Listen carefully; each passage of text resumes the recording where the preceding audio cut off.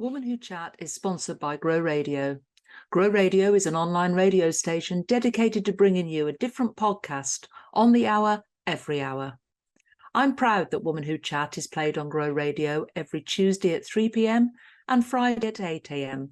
and to be a part of their podcasting community.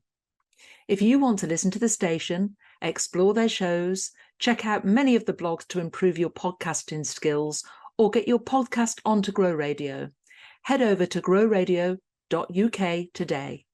Who Chat, and today I'm chatting with Cate Caruth, who calls herself a content alchemist from Creative Words. Hello, Cate, and how are you? Good morning. I'm very well. I'm bubbling today. So. And I should have introduced you slightly different. I should have said the award-winning, and we'll come on to awards later on, but congratulations, because you are now the winner of 2 awards. I am, as of Friday night, yes. So I won my second award in a month on Friday night. So yes, definitely bubbling at the moment. So tell us a little bit about what you do and what is a content alchemist? Oh, okay. So in simple terms, what Creative Words does is we write stuff for businesses. So copywriting, content writing, ghost writing, editing, all of those kinds of things is what we actually do. Now, the reason we call it content alchemy, it goes back to when I first started the business. So I quit my job, decided to just go all in and take the risk and see if I could get this business to fly. The idea was I wanted a quiet life running a business, just being a copywriter. Now, I knew nothing about running a business, so I could see you laughing the moment I said a quiet life. But what I discovered very quickly is I can write great content, and I would pass that on to a business owner and I'd say, here you go, here's your beautiful content. And they'd pop it in their in tray and it would get stuck there because they were too busy. So all we'd done was move the obstacle of time, which is what brought them to me, one step up in the process. So my background was management consulting, which is all about making stuff happen. And therefore I started saying, well, do you want us to also add it to your website? Should we find the images for you, build the newsletter for you? And that's content alchemy. So it's a done for you service. So rather than simply lobbing something back over the wall for it to get stuck again, we actually make sure that everything that we write is getting out there and going to work for business owners. And the whole idea, the idea of content alchemy, the name came first because it's transformational rather than transactional. And then that led to the idea and therefore the strapline, which is transforming material into content gold. And content gold has actually become a phrase that people use when they come to us and say, we need some content gold for our business, or Cate created content gold in a review. So all of that then all adds up into the content alchemy concept. Fantastic. So what brought you to this? I mean, you said you were in management consulting. That's a big jump to go for content writing. So what was your experience, or what was the passion that brought you to this business? It's a bigger jump than you think, actually. And it goes back. So if we go right the way back, when I was 3, someone asked me what I wanted to be. And I said I wanted to be a cuckoo clock. And my dad immediately said, oh, she's going to be a writer. And really early on, it was clear that kind of creative bent was in me. Let's Pretend was my favorite game. It's on my first school report that I loved writing stories. All of that creativity was already there. When I was 13 and doing my options for what were then O levels, I was asked what I wanted to be. I said I wanted to be a writer. And the careers officer, who I'm sure was trying to be helpful, said, well, look, writing won't make you any money, so you'll need an income. But I was 13, and what I heard was, can't be a writer, get a proper job. So I just completely shelved that idea. It was just a hobby. It was something that interested me, and went and got a degree, went into a graduate training program, and ended up working in manufacturing. And that was what led me into management consulting. So I was originally doing supply chain consulting, and that morphed over time into change management. And change management is about people, and that means it is predominantly about communications. So I was doing a whole series of different communications projects as a management consultant. And at the same time, I came across someone who was a life coach, my first experience of life coaching, about 2015, there or thereabouts. And when he heard that I said I'd always wanted to be a writer, but they don't make any money, he said, we'll see what we can do. phoned me the next day and said, look, I want a journal for my coaching program. Would you write the introduction for it? So I helped him by writing this introduction for a life coaching journal. And in the process of doing it, I suddenly realized that while fiction writing, it is extraordinarily hard to make an income at it. J.K. Rowling is a 1 in a million chance. Writing for businesses is a business in itself. So in the course of the next year or so, I built my plans. And I knew if I didn't just quit my job completely, I would never do it properly. So I just took the leap, knowing I'd never regret it, even if it didn't work out. I love So that. that's kind of the story that has got me here. I love that fact that you jumped in with 2 feet, because so many people keep the full-time job while they're planning, but some never want to let that get off that hamster wheel. It's that income. And I was in the same position when I started my first business. I was on that corporate hamster wheel, so nervous to lose that full-time income because I got 2 children at the time and I knew I had to generate that income. But I think with enough planning and that commitment to yourself and that confidence, because you came across then as there was no room for failure there. You were just going to go in and do it. And was that what sort of drove you to making a success straight away? The fact that you jumped off that corporate ladder? I mean, the importance for me of getting rid of the safety net was that if I had the safety net, I wouldn't do the things that are uncomfortable. So in those early days, actually going out and finding business scared me. And if I hadn't had to do it, I would never have done it. It would have been it was too comfortable in the safe job. And I didn't have dependents I didn't have kids that I had to look after or any of those kinds of challenges. So I would have stayed comfortable forever. And I knew I had to get uncomfortable to make myself make those changes. And ironically, what I discovered, the thing that in my head I was most scared of, which was going out, finding business, turns out that's the bit I love the most. So I enjoy that immensely. Networking particularly, I'm an absolute networking, I want to say networking floozy, but it's kind of that sounds really negative, but it's not. I love going networking. I love meeting people. I love finding out about other businesses. I love having conversations where I can help people. All of that has become my passion, which I never expected. And networking is key. I've always grown my businesses with networking. It's always started with that networking, those conversations, building those relationships, building that trust. And it's so weird that I've been networking for, gosh, decades now, but people still remember me. And somebody called out to me the day, and it was a place I wasn't expecting to see them, so I didn't recognize them. So I met you at a networking event. Oh, it must be about 7 or 8 years ago now. And you think people remember you, and they remember the stories you tell and the way you talk to them and the way that you make them feel. And I'm a big believer it's how you make somebody feel by listening to them. It's all about the story. And obviously, that's always going to be something I'm going to be passionate about. It's about the story and it's about memorable things. No one who listens to this will ever forget that I once wanted to be a cuckoo clock, which is why I use it. So even if they don't remember what I did, they'll remember that and then they'll make the association. I was speaking at an event many years ago now, before I set up when I just set up my solicitor's practice. And I was speaking and it was a room full of women in business. And I thought, I know, I'll talk about shoes. And I did a poll in the audience and it was, how many shoes have you got? And I think the one that had the most was 150. And I wasn't far behind. Yeah, I wasn't far behind. Anyway, years later, I had a phone call from a lady. She says, are you the shoe lady? And she said, I knew that I would need you one day. I didn't need you then, but I need you now. She says, I heard you speak at an event 4 years ago about shoes. And she'd remembered it. And it was when she needed my service, that was what came to mind. Oh, the shoe lady did that. And she contacted us and we got the work. And it's so those memorable moments, those little hooks that people remember. They won't remember your name. They might not remember your business name, but they'll remember what you do and they'll remember what you told them. And yeah, absolutely. Let me ask you about AI. Now, there was this massive fear around content creators, about copywriters, that everyone was going to lose their jobs overnight because of the introduction of AI and ChatGPT.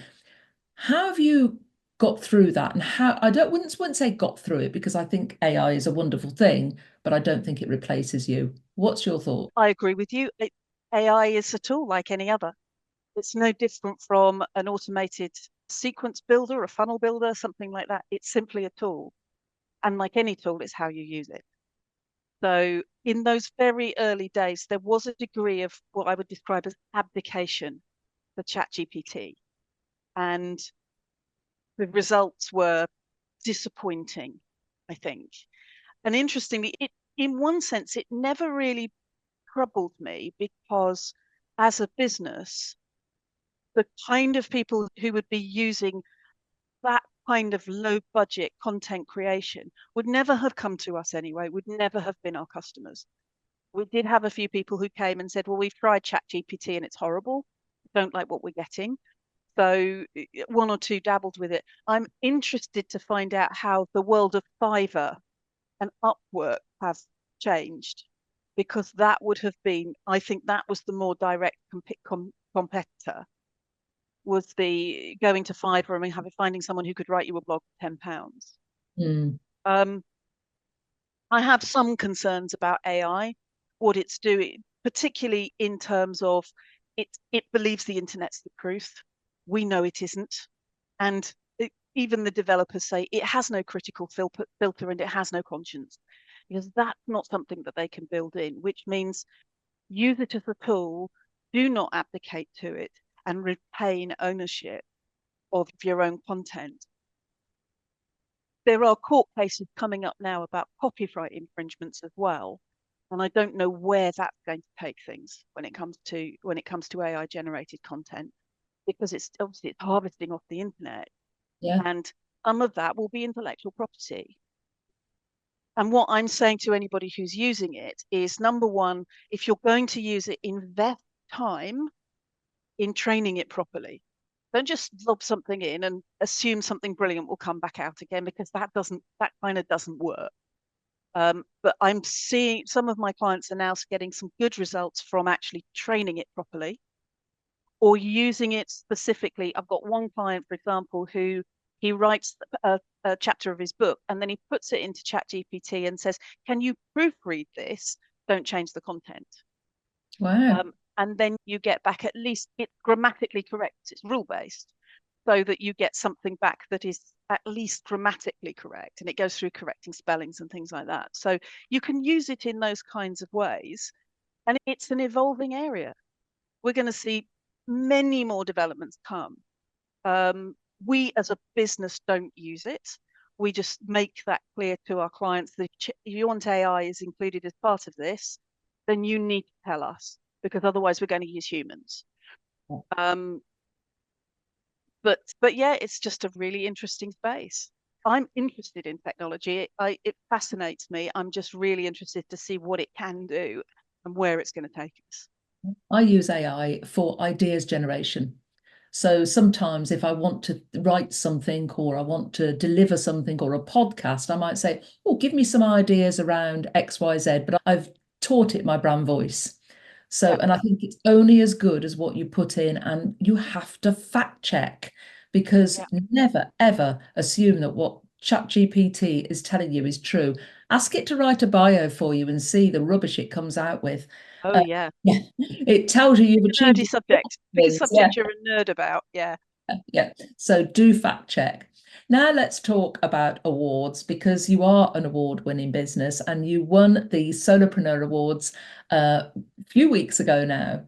What made you enter? I was very fortunate last year to be accepted onto a mentorship program that's run by the Santander Bank, which is a brilliant program that they offer. And I had 9 months of free mentorship through that program. And with my mentor, we were saying, well, she was obviously nudging me. Where do you want to take the business? And what are the things that you want for the business and for yourself? And as a part of that process, I set goals for this year that I wanted to be an award-winning business. It's just something I wanted to do. It firstly because it is a great marketing opportunity. It gives people real reassurance if you're able to say, I'm an award-winning business. And I wanted to see what other people, what independent peers made of my business and what I do.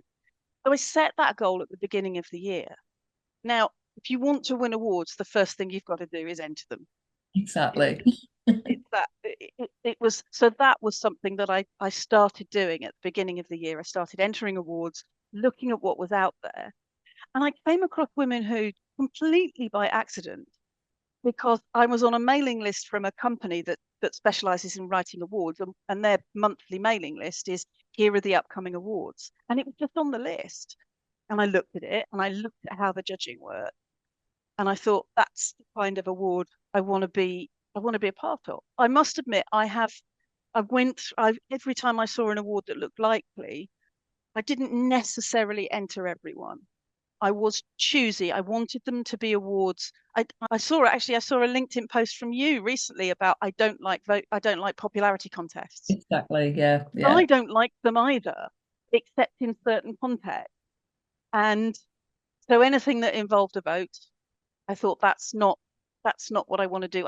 It's not about me being someone's favorite business. It's about me being a good business. And I focus particularly on service excellence, because that's what I'm really passionate about. I think sometimes we measure businesses too much on numbers and not enough on the quality of what businesses do. So being profitable, some awards you can't even enter if you haven't had 3 solid years of profit. And in the marketing space, that's been very difficult. There's a story, there's always a story behind that. And I think when I set the questions for my awards and I asked that financials question, it's to find out, because some businesses, to grow, you have to invest. So you might not have or you might take all the reserves out your business to invest to the next level. So that might not show a profit that year because you've invested heavily. So if somebody says that in their award entry, the judges know what's happened, because if you suddenly see a downward turn in revenue or profit, then there's a reason behind it, and the judges want to know the story, and it's those stories that capture the judges' attention. That's it. But for me, what's really important is, how many people have I helped? What difference have I made, both to other growing businesses, but also we do work for charities. And some of those are just as important, more important, because of what they're doing. So I just went through and I started entering awards. And then about the middle of the year, I suddenly started getting shortlists and finalists, and all of that started to happen. And it started to feel real at that point, that there might just be a possibility that I was onto something here, or that people recognized that my business was onto something. Now, I banished categories from my awards last year. It was a brave thing for me to do, because it's an administrative nightmare behind the scenes, because I wanted each and every one. What I was finding was women were having to pigeonhole themselves into a specific category, and sometimes they didn't quite fit, but they'd make themselves fit, and therefore it weakened their award entry. So I thought, let's remove the categories so each woman just shouts about herself, her own achievements, what her business does, what it does to help people, the solution it provides to a problem, all those things. And everyone can just be themselves. How did you find that process of talking about yourself? So interesting, the difference between other award entries where there is a category and the one that I did for Women Who. And you're right, I look back on it and I have this feeling I was much more authentic, because the questions were so much more open. And I could say things that when you're entering something that's got category in it, you do have a sense of, the judges will have a series of, there'll be keywords they want to hear you hit. There'll be evidence they need you to provide for them. So there is that. And I mean, it's a little bit like writing bids for big proposals, exactly the same, or even doing interviews. Have you ticked the right boxes? Whereas for this, it was very open. And I was just completely honest. And at one point, I put something in that I don't think I've ever put into an award. So you asked the question about challenges. What's your biggest challenge? And so I put in, yes, of course, like any business, cash flow goes up and down, profit goes up and down. You have good years and bad years. But I then said the biggest challenge to me is the sheer masculinity of marketing. So everything is about, well, you've got to have 5 touch points. And I just wrote a piece, not a very long piece, about there has to be a better way. we're squeezing ourselves to fit into a model that's actually really old-fashioned in terms of how you're supposed to do marketing.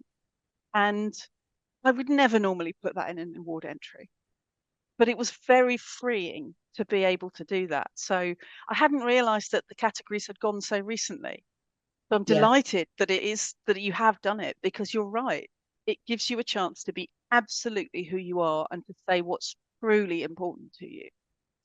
And you won another award last week. So, as I say, you're on a roll now. Is there a third one in your sights? I'm not shortlisted for anything else this year, but what was really interesting, as soon as I'd won the award at the beginning of October for the women who are solopreneurs, I immediately thought, well, I need to have more, because you can't just win an award in 1 year and then there'd be a long gap.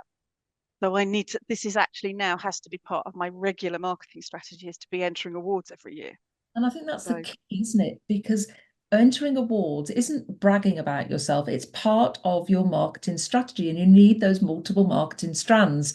And awards sits as one of those strands. And it's great that you've obviously got that on your strategy and you realize that's part of your marketing. Absolutely. And what struck me after having done all of the award entries for this year was how much of the content I'd written to go into award entries is now being repurposed into putting in the about section in proposals. That's now been reshaped to match the way that I write award entries. Yeah. And there's pieces on my website that have been updated from the award entries I had to do. So it's not a case of you write the award entry and then that's it. That is reusable content that you can then pick up and repurpose elsewhere. That's the value I tried to build into my award, so that there was a process that gave value to the person entering. You've got that snapshot in time, actually filling in the entry that you can use as a comparison point for if you entered again a following year. But also going through that process, you're building collateral. It's all in one place, and therefore you can repurpose that in all sorts of ways. And maximize the journey. You'd have received all my emails telling you how to maximize your journey and top tips. And because it is, you've got to start talking about yourself, and people see that. People love good news stories. On social media, people love to see people winning awards, and you will see any post where somebody puts something out positive like that gets hundreds of interactions. The highest performing LinkedIn post I've had this year was when I shared that I'd won the Women Who Award. There you go. More impressions, more comments, everything. Yeah. So because people want to celebrate with their friends. Absolutely. And therefore it's something that everyone can comment on and everyone can feel pleased about. And of course, for me as a business, it also proves we know how to write winning award entries if anyone wants to come to us. It's not our specialty, but it's someone does come to us. At least we've got evidence now that we know how to do it. It works, so, it works. Yeah. Well, sadly, Kate, we've run out of time, but I always ask my guests to leave the audience with a top tip piece of advice. And I'm going to call this your mic drop moment. So what would that be? Oh, the thing I discovered early on when I first launched the business, the most important thing I discovered, know the value of your time. Let me explain why that matters. So when I first started, I was doing everything myself. Like anyone who starts a business, you start off, there's you in the business and that's it. And by knowing the value of my time, if you're charging out to clients at, say, £200 an hour or £50 an hour, whatever that number is, know what that number is. Because that means when you're working on your business and delivering for customers and delivering for clients, that's the value of your time. So when you are struggling for time, that now tells you whether you can afford to outsource something. So if you're charging £50 an hour and a VA looking after your mailbox is charging £40 an hour, it makes economic sense. So if you know the value of your time, it allows you to make good business decisions as you grow. Thank you, Kate. Great advice there. Today, I've been chatting with Cate Caruth, the award-winning Cate Caruth of Creative Words, the Content Alchemist. Thank you. Thank you, Sandra.